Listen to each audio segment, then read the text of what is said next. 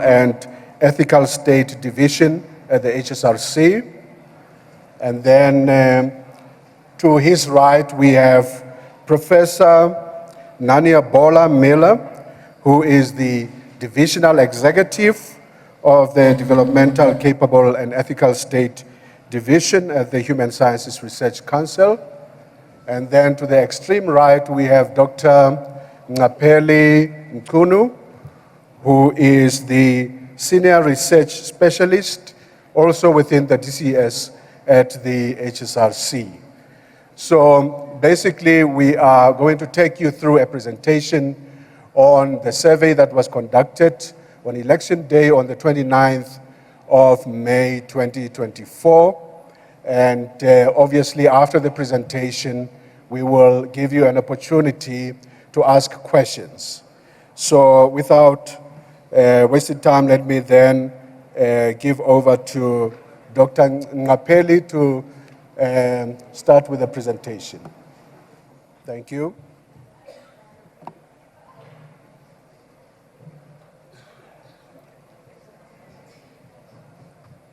Can we have the presentation on the screen, please? Thank you.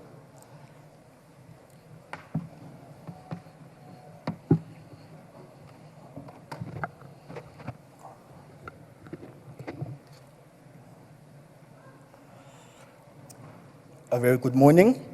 As Dr. Laki has already introduced me, my name is Ngapeli Mkunu, and I am a member of the Human Sciences Research Council's DCES division, part of the research team.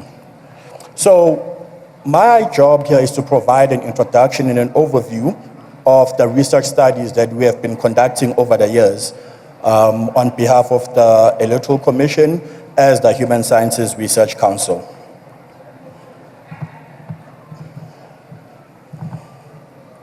So one of the key measures of a strong election management body is its ability to make decisions that are based on empirical evidence. And this is something the Electoral Commission has attempted to do over the years. This dates back to the 1990s, where they have collaborated with the Human Sciences Research Council. This has been done mostly in two ways. The first one is the Voter Participation Survey, also known as the VPS. This study is a nationally representative survey which is embedded in the South African Social Attitude Survey infrastructure. It goes to field every pre-election year.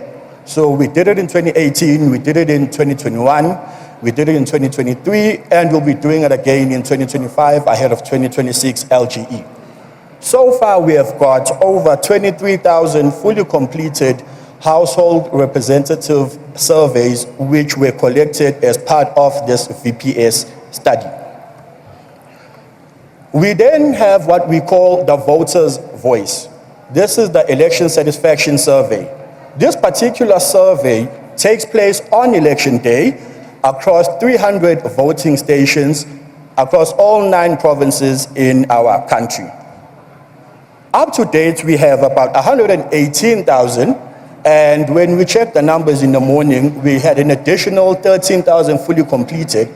So that takes the figure up to 130,000 fully completed interviews, where the Human Sciences Research Council is able to measure and assess the voters' voice on election day across South Africa. So on the 29th, we went to our 7th national election. We also how the elections unfolded across the country, and the Human Sciences Research Council had a team of researchers all across the country. The purpose really of the survey is to ensure that we capture the views and opinions of voters.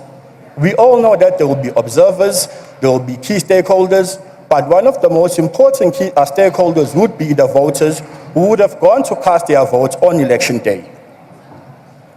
Some of the key questions we asked is whether or not citizens or participants felt that the elections were free and fair, amongst many other questions we asked, including, of course, many related to operations and general satisfaction with voting procedures. Now, from a methodological standpoint, I had already discussed that the ESS is through 300 voting stations across the country. These voting stations were sampled quite carefully, working together with a team of statisticians and other research methodology experts. The realization rate of Wednesday's survey stood at 88%, and our margin for error stood at less than 1%. With that, I'd like to call onto the podium my colleague, Dr. Benjamin Roberts. Thank you.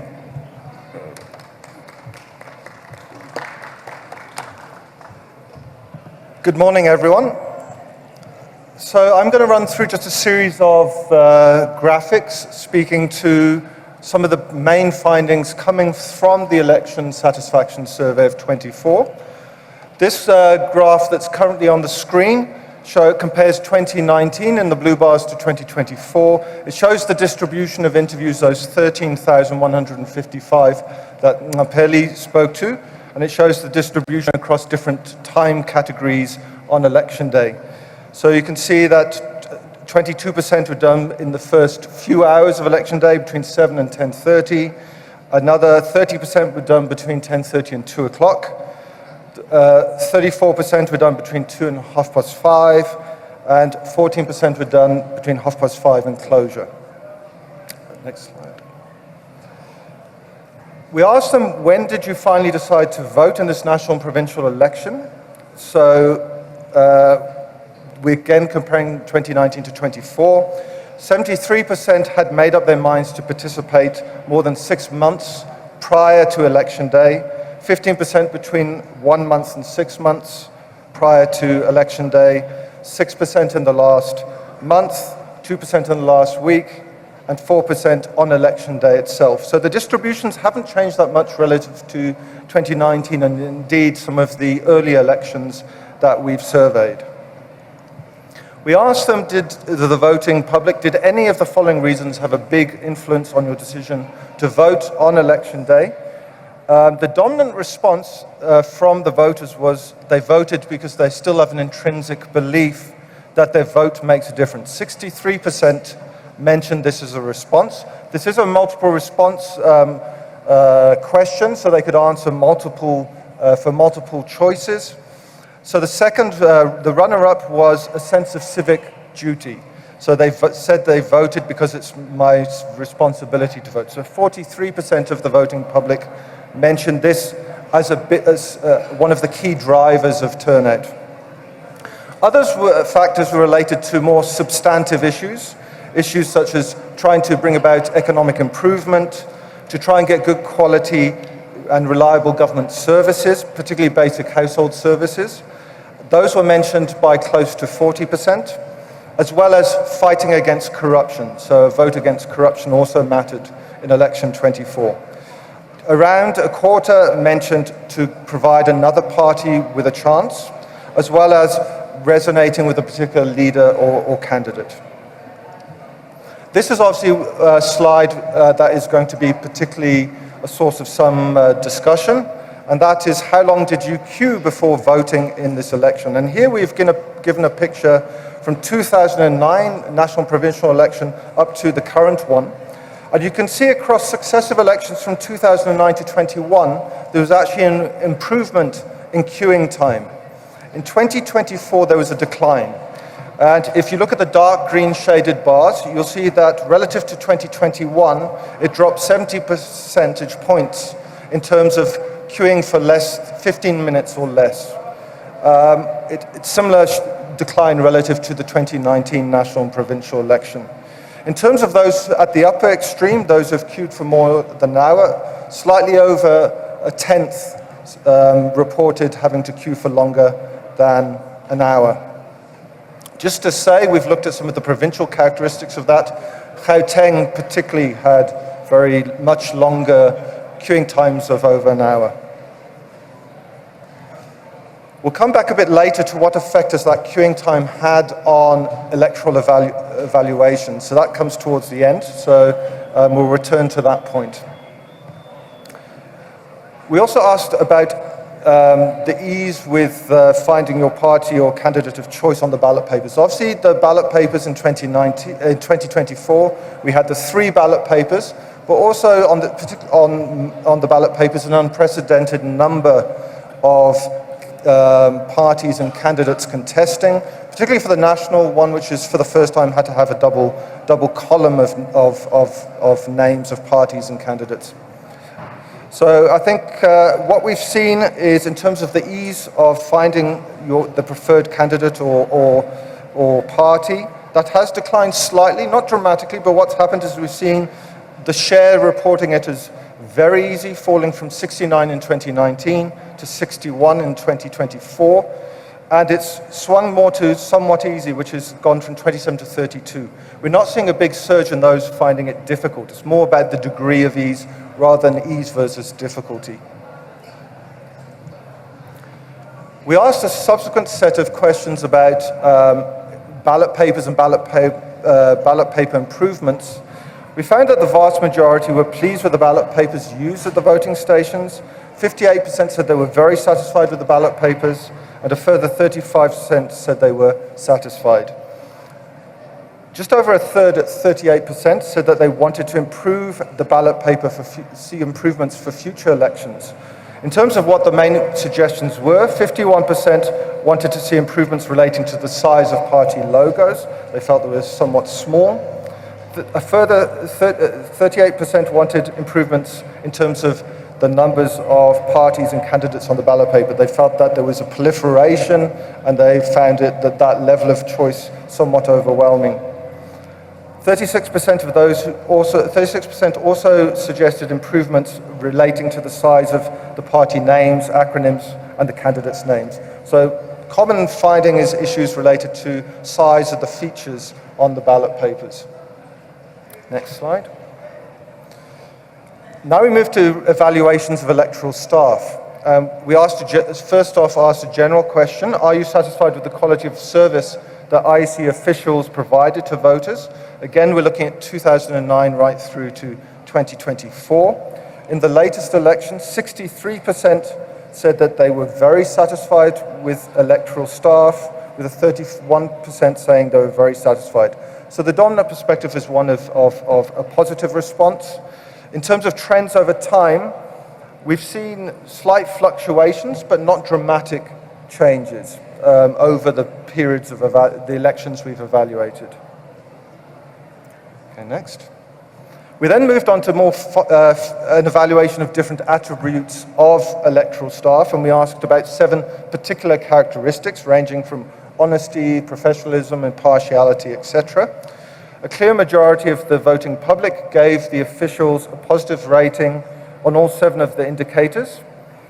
The one that was most positive was the helpfulness of electoral staff, where 84% said that they were helpful to a great extent. The rate of the attributes that ranked the lowest, that was impartiality, with 71% saying that this applied to a great extent, with around 8% saying that the electoral staff were not at all impartial. Okay, next.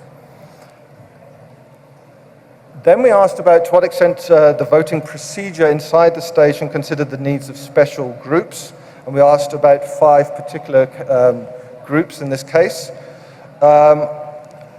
Firstly, 54% said that they felt that the needs of women with babies was taken into account to a great extent, with 22% saying to some extent.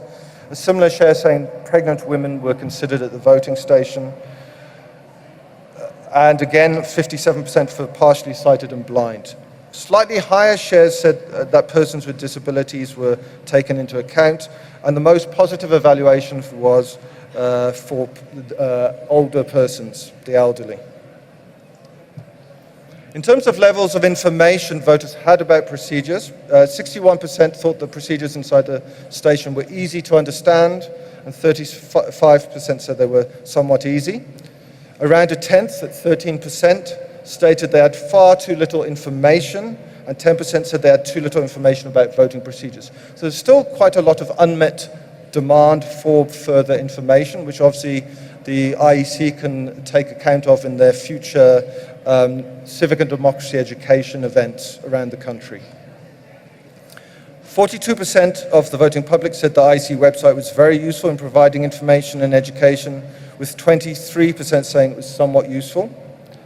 And in terms of the IEC voter education campaigns, 52% said the voting public said it was very useful, and 28% somewhat useful.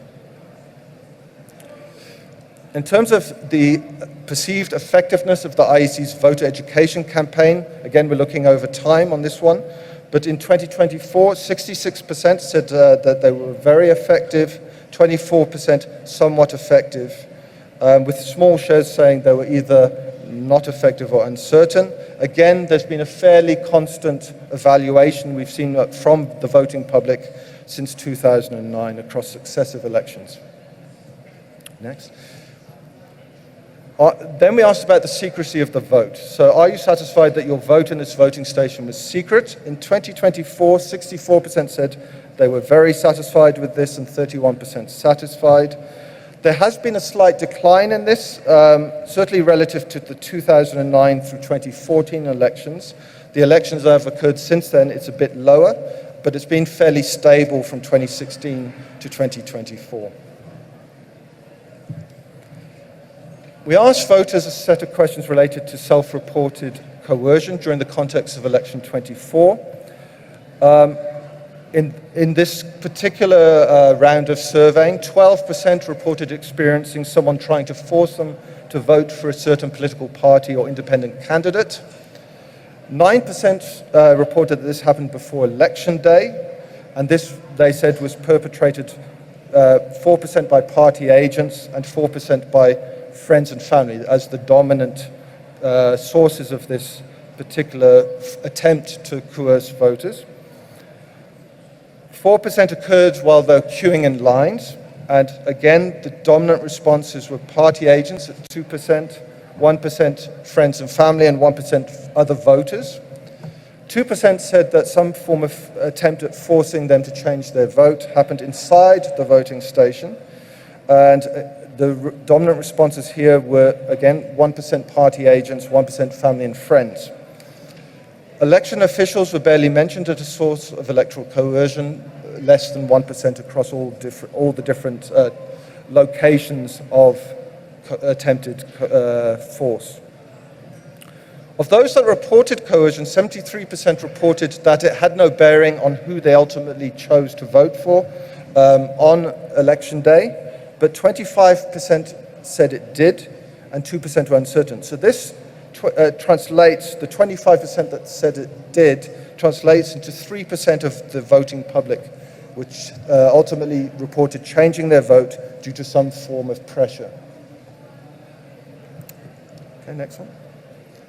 So in terms of vote counting, we asked, how confident are you that the vote will be accurately counted? And again, comparing 2019 to 24.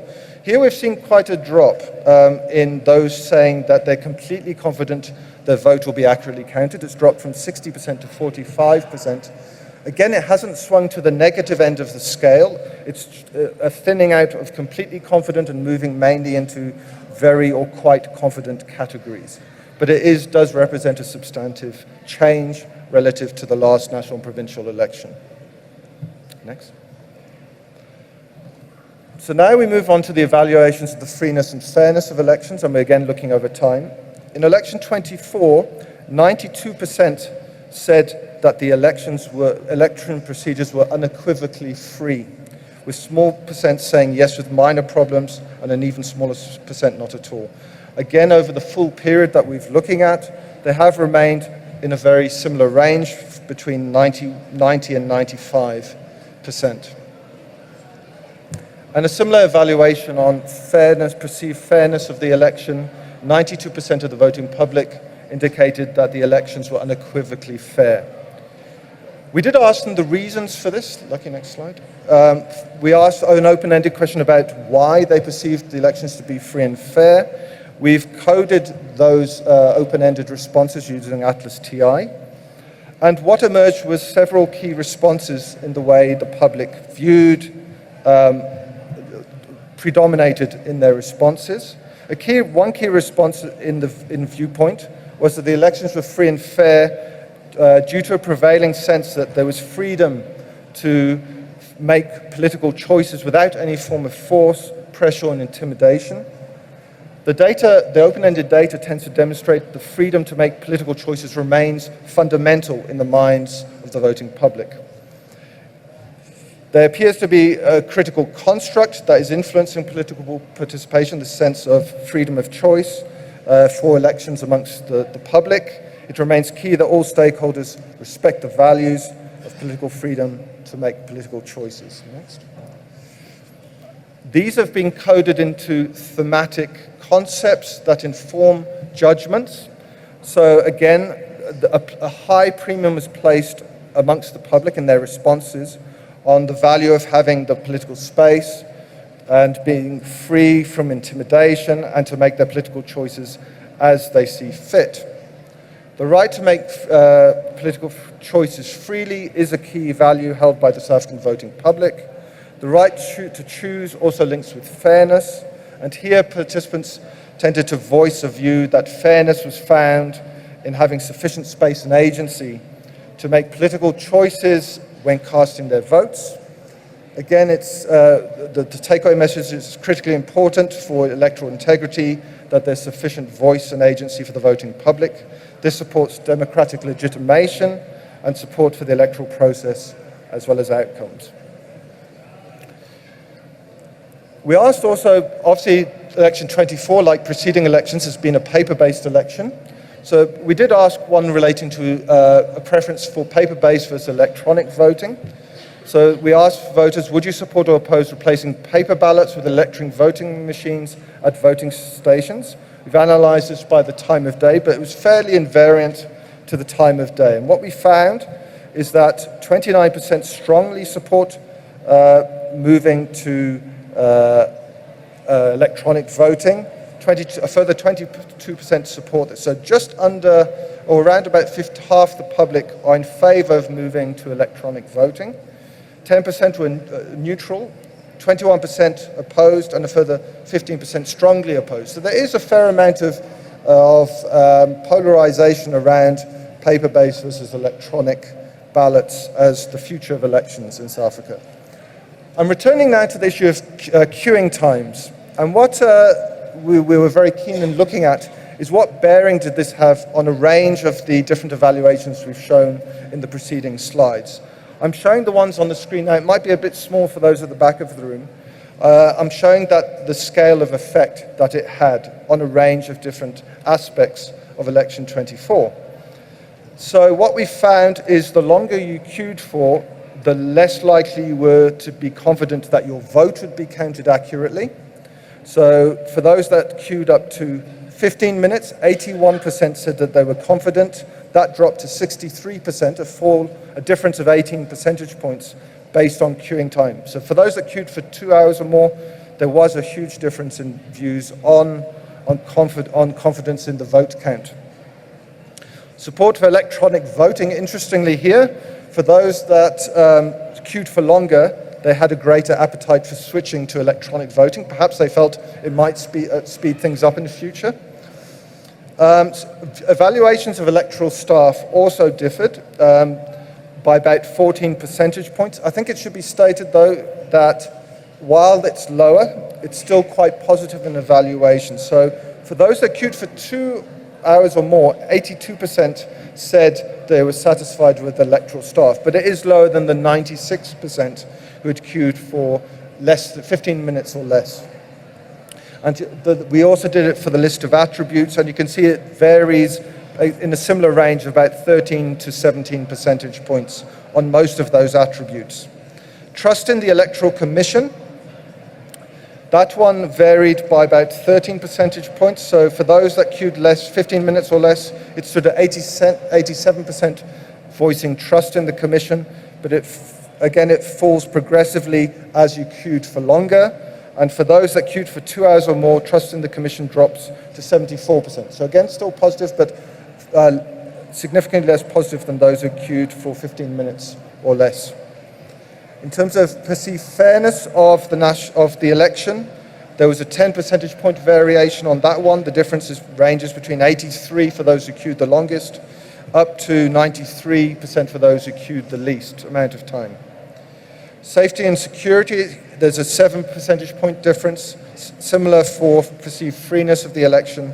And satisfaction with the ballot paper had the least amount of variation. The difference was between 89 and 94%. So really the queuing times did have an instrumental effect on assessments of election day. But it depends on the different aspect. But those who queued the longest were positive in the main, but to a lesser degree. So in terms of concluding remarks, the Election Satisfaction Survey 24 assessed voters' views of the election process, including its integrity, and evaluated the operational efficiency of the Commission. It should be stated, though, and I think it's important to note, this was interviews amongst the voting public, those who'd actually got through and cast their ballot. Discouraged voters, those who gave up after queuing for long amounts of time, were not interviewed. So the discouraged voters are not included in the sample. So I think it's important just to state that. These are the views of those who actually waited, prevailed, and voted. The results indicated that voters overwhelmingly believed that 24 national and provincial elections were free and fair, and they positively rated the conduct of officials at the voting stations. Trust in the Commission was high, and almost all voters felt they were safe to cast their ballot in secrecy. The majority of voters felt that the Commission adequately considered the needs of vulnerable groups, particularly the elderly and persons with disabilities. But lastly, queuing times of voting stations increased relative to more recent elections, quite by a substantive degree, which really had a bearing on election attitudes. So we'll conclude there and pass back to Lucky for handling the Q&A. Thank you. Thank you, Ben. I will now open the floor for questions. If I could get questions specifically from media houses, journalists, that would be highly appreciated. I will start on the left. If I can get an indication of people who may want to ask questions on the left. I don't see any hands. I go to the middle. I see 2 hands, now 3. I will start with the gentleman with the red T-shirt.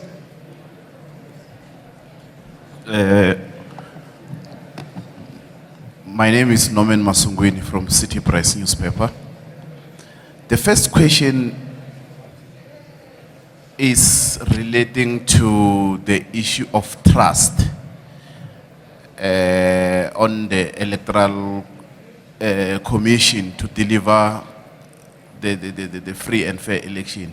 How much was that expressed by voters on the queue, considering the many glitches, which includes the element of your voter management devices and all the load shedding? And speaking of load shedding, was there any mention of such thing, and how much did it play on the voter turnout and the queuing for voters? Thank you. Thank you very much. Lady at the back.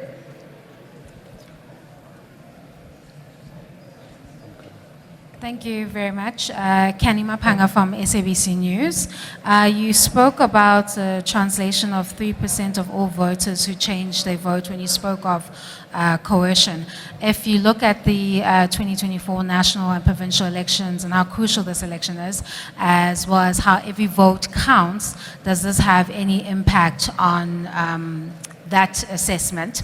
Then, of course, what I wanted to find out is more of an understanding as to when you pick that sample. So there's 300, and then you picked, randomly selected 50 out of those 300 voting stations. A lot of people have a difficulty with understanding polls or these types of research as to how that will be representative of all these millions that have turned up to the polls. Please could you give us an understanding as to how that representation, rather, is present when you sample in this manner? Thank you. Thank you, Kane. Yes. Christian Du Plessis from Netwerk 24. I just have a question on the waiting times. Can this be taken to be a true reflection of the waiting times, considering that you didn't survey people who left the queues? Thank you. I'm Itumeleng from The Citizen. I'd like to find out, could we compare the queues to those in 1994? Is it safe to say that they were just as long? And I'd like to ask about the electronic issue. So the people that have issues moving towards electronic voting, were they mostly in urban areas or rural areas? Thank you.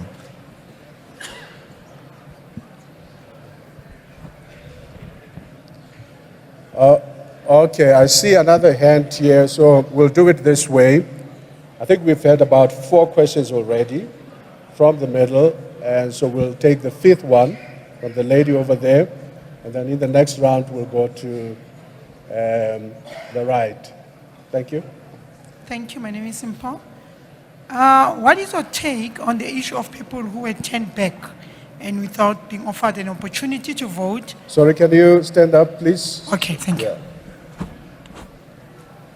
What is your take on the issue of people who were turned back without being offered an opportunity to vote on the national ballot paper, and then later there were people who were offered to vote on the national paper? Was it fair or something? Thank you very much. Ben? Yeah. Thank you very much for those questions. I'll start with the issue of trust. So trust in the Commission is actually, amongst the voting public, is very high. It's in the, well into the 80% range. I know your question was about the relative impact of VMDs, load shedding, etc. So that really doesn't come through that strongly in the data we've collected particularly. I think obviously it would come through in queuing time reports and obviously in this open-ended responses around freeness and fairness. So it's not coming out as a dominant response in what we've collected. I think some of the other surveys that are post-election surveys may capture some of that discontent. But it's certainly of the voting public, the trust in the Commission remains dominant. The other thing I want to state is Dr. Mchunu mentioned the 2 surveys we do. One is a pre-election survey, and one is, which is of the whole voting age population, and the other one is the election day view experience, which is the views of just the voting public itself. In amongst the general public, trust in the Commission has been declining, as it has in most core political institutions over the last decade and a half. Although the IEC does remain one of the most trusted institutions in the country. But obviously the voting public the trust is much higher. And that's probably for 2 dominant reasons. One is obviously the fact that many of the people we've interviewed have come out of the voting stations and had, generally speaking, perhaps leaving aside some aspects of the queuing time, a positive experience, and that translates into a positive evaluation of the Commission. The other one is that for many South Africans, the predominant response to unhappiness with the functioning of the political system is abstention. It's not electoral turnout. So we're finding increasing polarization between happier voters and the discontent abstainers. And that's what's probably driving those positive evaluations. On the one about, I think the SAB News question about those that reported changing their vote due to some pressure or force, I think it's, from a sort of every vote counts, it is concerning. Just to say, which we didn't put up, is it's been increasing over time, particularly since the 2016 elections. We've seen the reporting of, self-reporting of coercion increasing over time. It particularly jumped higher in 2019 and 2024. So it's something that we really have to watch out for. Just to say that it's happening predominantly before election day in households, in communities, that forms of pressure. But it is something that we do need to worry about because it is translating into 3% of change relative to what they might have voted for on election day. So it is something that we all, as concerned citizens, need to monitor and be wary of. In terms of, there was a question that SABC News also asked about methodology. So this is as Dr. Mchunu again in his introduction said, this is a random sample. So obviously of all the voting stations nationally, our statisticians randomly chose particular voting stations, taking into account provincial distribution of the registered population, and certain other attributes of the voting public. Once the data is being collected, it is then weighted to make sure that it is representative of the voting population, the statistics we have from Stats.SA. So it is designed, although you may think, well, it's only 300 out of the 22,000+ voting stations, it is designed to be properly representative. And also the 50 interviews we do are designed to be staggered across different times of day to ensure if there are problems at certain times, those come through in the sample of respondents. So if there are problems at the tail end of the day with excessive queuing times or problems with late opening times in the morning, those would come through because of the way the sample is configured. So it is designed to be properly representative of the voting public on election day.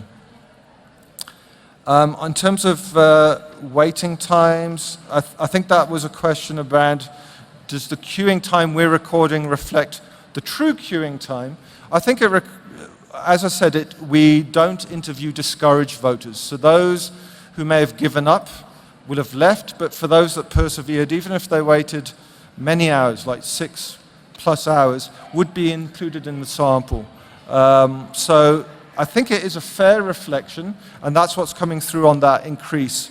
We are still to release, after today, a more in-depth analytical report for the Commission, and which will give a whole range of breakdowns on where were the queuing times and how are they different across different geographies and so on, and that will give you a sense of the scale of variation in some of those queuing times, because there were big differences between rural and urban stations in many cases. So those will be coming once we've processed that, produced that fuller report. In terms of the citizen, in terms of queuing times relative to 94, we weren't surveying in 94, so unfortunately we don't have survey-based evidence on the average queuing times going back that far. Just to say that obviously it's the upswing we've seen is a significant one. It's the highest one we've seen since 2009. So certainly the highest we've seen in 15 years, 15 years. Whether it's higher than in 94, difficult to say. I doubt it. I mean, I was old enough to have voted in 94, and certainly based on observations from that time, those queues were particularly long, but that's more anecdotal than empirical. The urban-rural split, the citizen also asked about the urban-rural split. I didn't hear the latter part of the question. I assume it's in terms of queuing times again, and that's something that we'll certainly publish in our more detailed report to come. There was another question about, I think it was the last one, which was the impact on people that were turned back without being offered an opportunity to cast their ballot. I think the Commission can probably respond best to that. They are going to have a media briefing later today, and I think that's something that they're best placed to answer. Certainly when we do the 2025 pre-election survey ahead of the 26 election, we'll be asking the general voting public more, because of the experience of 24. We'll be asking more about queuing and being turned and not getting to cast a ballot because of giving up and being discouraged. So we'll be able to find out more with a retrospective evaluation with the next VPS, which is happening in 2025. Yeah, I'm going to hand over to my colleagues to see if they wish to add. Thank you very much, Ben. There are just a few things I could perhaps emphasize so that we understand the context of this particular survey. This is not a survey of the South African population in general. It is a survey of people who cast their vote and exited the voting station. And that's where our field workers were, and that's where they were interviewed. So we do not know what people sitting at home who were abstaining or were discontented, we do not know how they felt on election day. And that's important to remember. We also do not know why people, if they did, why people dropped out of the queues because they had to wait so long, whether they came back and voted later. That is something that our survey did not test because, as I said, we interview people as they exit the election station. And so our questions are based on the experience of the election process. And this is also the population sample of voters who trust the IEC. As Ben mentioned earlier, we have a voter participation survey where we can see that decline in trust in institutions. That the IEC is relatively trusted institution compared to many others. But our division also runs something annually called the South African Social Attitudes Survey. And in that survey, we have some interesting data on trust in institutions. But this is we interview household survey of people 16 years and older, and it's representative of that population, not only the voting public.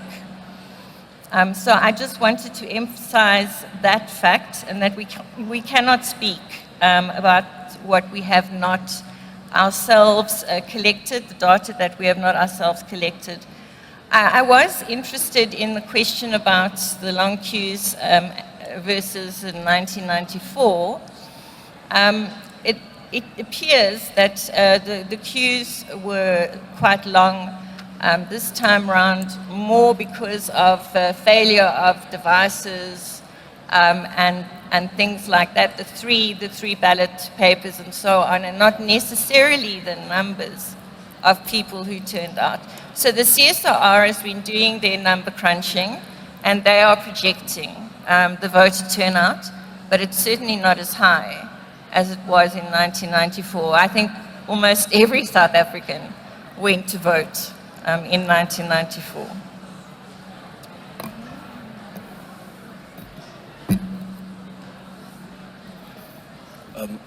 Thanks, Prof. Nanya. I just want to touch on the trust factor. So generally, trust is influenced by perceptions, but also by post-experience. So in many institutions of state that we've surveyed, the post-experience tends to favor the institution, meaning that once someone has seen or experienced the institution and its and what it does or how it works, they are more likely to be more trusting of an institution. While if they haven't really experienced it, based on perceptions and everything that they see, they are less likely to be trusting. This also becomes particularly important in the age of misinformation, propaganda, and decontextualized information that tends to be shared on social media. Also, with regards to the sample, as Dr. Roberts did indicate that it was 300 voting stations. However, we did not necessarily try to focus mostly on just the voting stations and the number of people.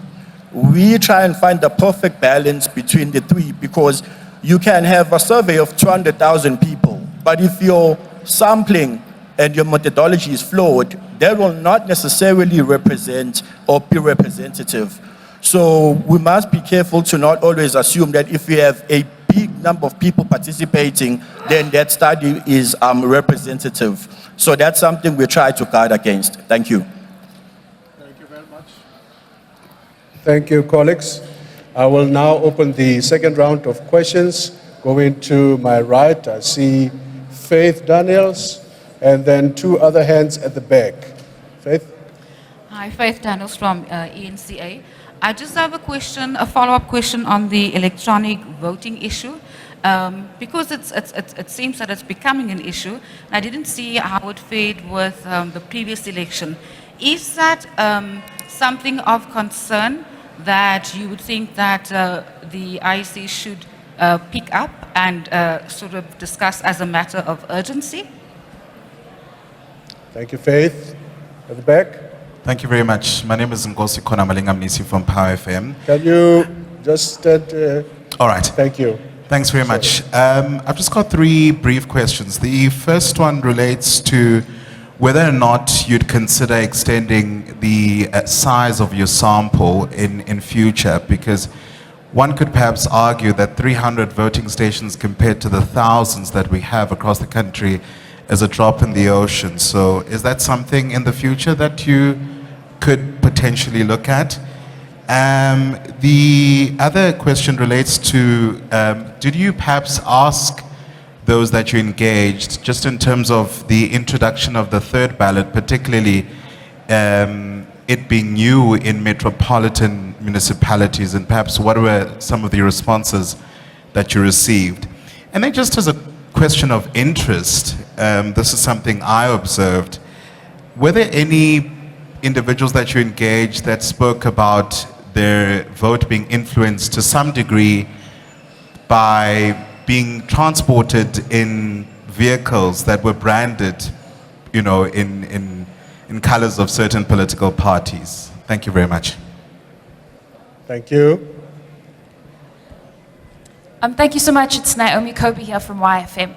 I just wanted to ask, an issue of clarification on the Section 24A application.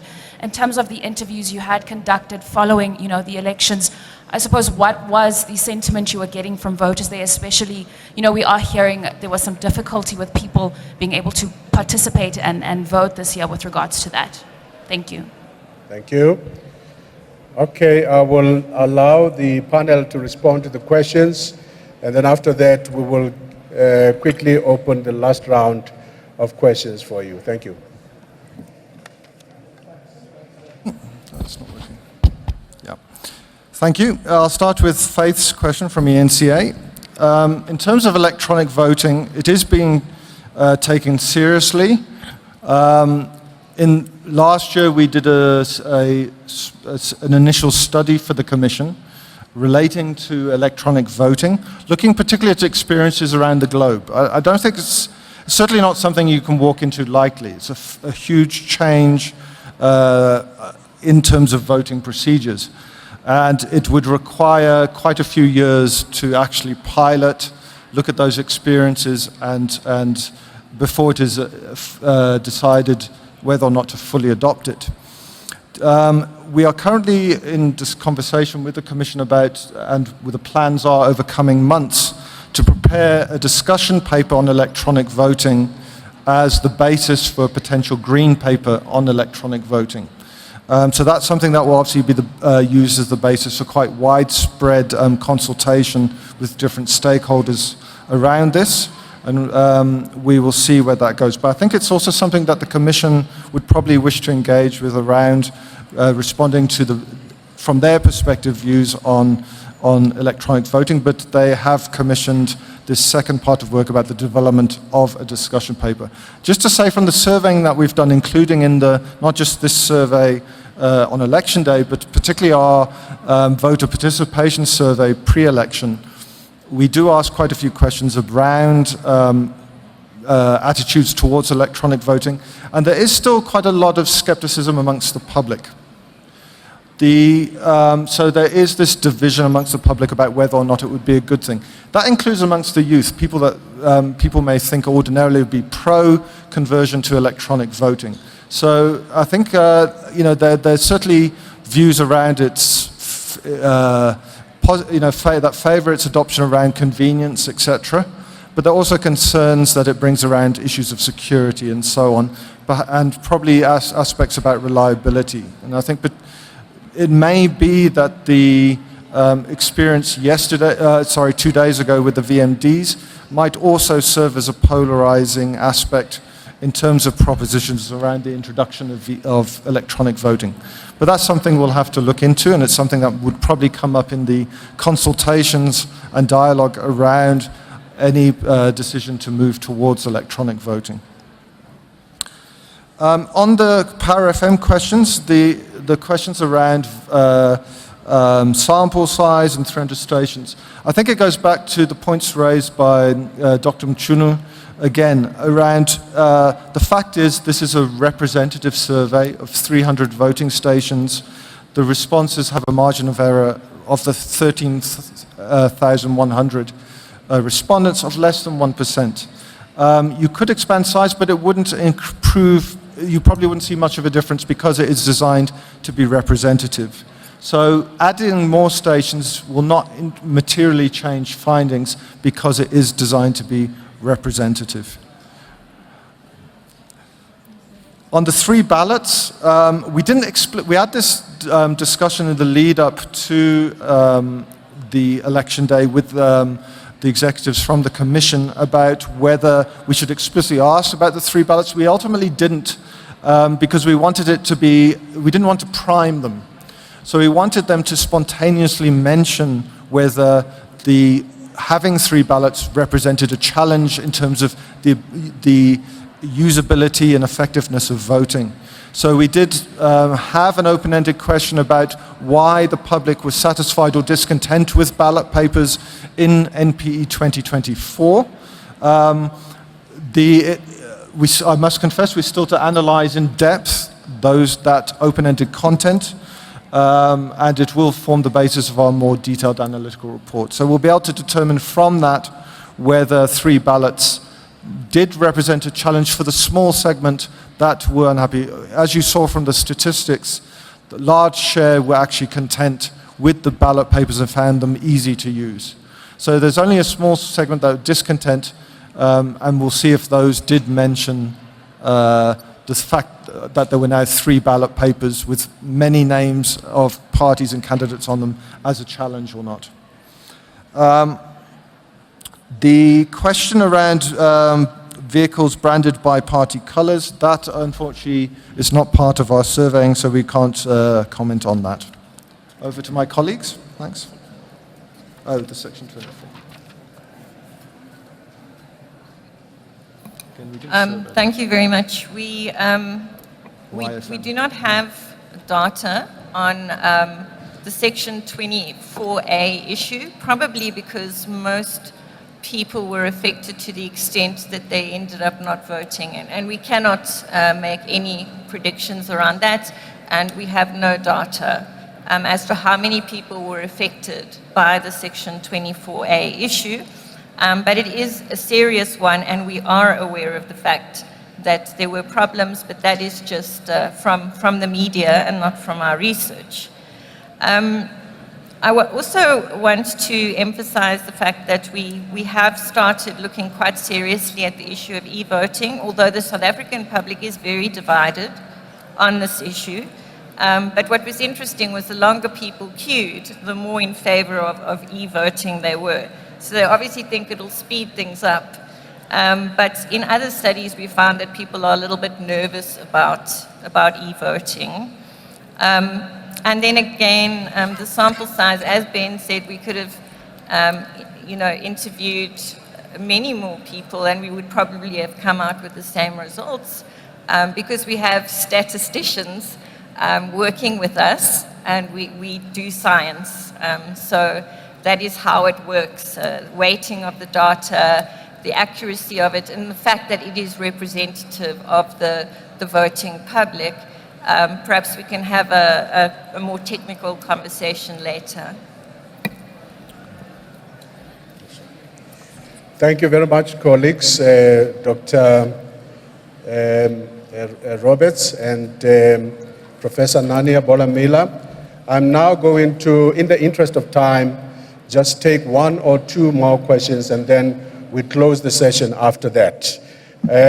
Starting from the left, if there's still no one from the left, I will take the question from Mr. Masuku, and we'll close after that. Thank you.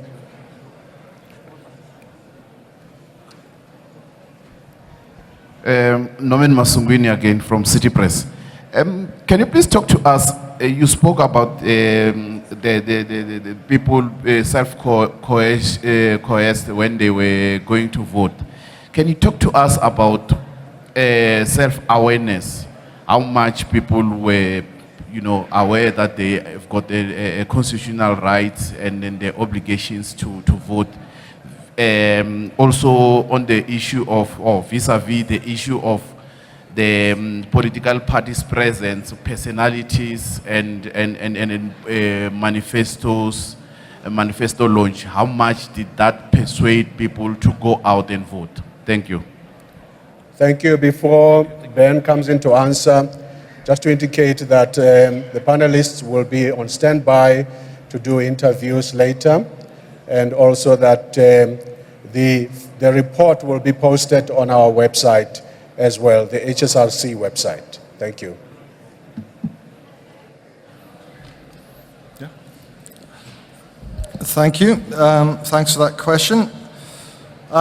In terms of how aware they have their rights and obligations to vote, I think citizens are quite aware of that. As we saw, one of the dominant reasons people turn out is because of that sense of obligation. So I think it is quite deeply embedded in South Africa, and people are aware of that. In terms of the relative influence of manifestos, etc., in influencing people to turn out and vote, that we don't really have evidence on. I don't think we can actually really comment on that particular issue. I'll hand over to colleagues if they wish to reinforce. Thank you. Just the issue around the duty to vote, or the sense of duty to vote. Most certainly, if you go to a station and you stand in a queue, you really feel that it is your civic duty to do so. Of course, if you're at home and you're abstaining, you do not believe it is necessarily the thing that you need to do for yourself, and it is a valid form of protest. But in the South African Social Attitude Survey, the data from 2023 told us that the general South African populace, aged 16 years and older, of them, 70% believe that we have a duty to vote, and that we should vote. However, when we ask if people believe that their vote counts, that their voice counts, there's a drop. So there are far less people in South Africa who believe that their vote counts. They believe that democracy is right and we should vote and there's a duty, but when it comes to whether it actually counts, we have a much lower percentage.